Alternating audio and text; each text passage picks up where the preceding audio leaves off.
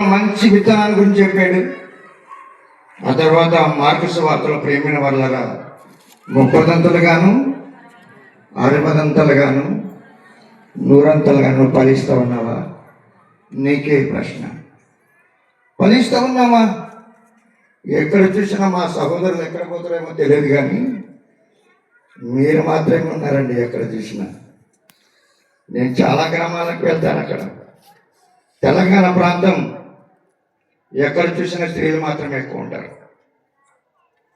ప్రియ దేవుని బిడ్డలారా, మన జీవితంలో కూడా రక్షణ అనుభవం కలిగి మనం జీవించాలంటే ఎలా ఉండాలో మీకు తెలియజేస్తాను. పోదాం, వాక్యానికి పోదాం. ఎఫెసీ పత్రిక 2వ అధ్యాయం. అది ఎవరి వరం అంట? హల్లెలూయా చెప్తారమ్మా? హల్లెలూయా చెప్తారా లేదా మీరు? హల్లెలూయా హల్లెలూయా. ఇది దేవుని వరమే. నువ్వు రక్షింపబడాలనుకుంటే ప్రియమైన వాళ్ళరా, దేవుని వరము కాబట్టి ఆయనకు నువ్వు లోపడతా ఉన్నావా? లోపడము లేదు.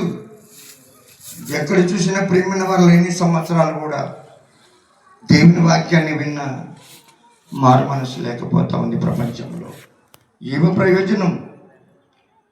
దేవుని కోసం మనం జీవిస్తూ ఉన్నాము. రక్షణ ఆధారమైన బావి, అనేకులకు రక్షణిచ్చే బావి అది.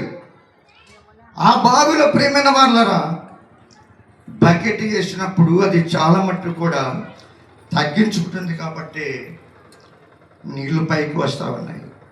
క్రైస్తవునికి లక్ష్యం తగ్గించుకుంటున్నామా? తగ్గించుకొని మనం జీవిస్తూ ఉన్నామా? తగ్గించుకుంటే ఖచ్చితంగా దేవుడు మనకి మంచి వివరణ ఇస్తాడు. ప్రియ దేవుని బిడ్డలారా, దయచేసి మనం అందరం కూడా ఆత్మ జీవితంలో ప్రభు కోసం మనం జీవించుదాం.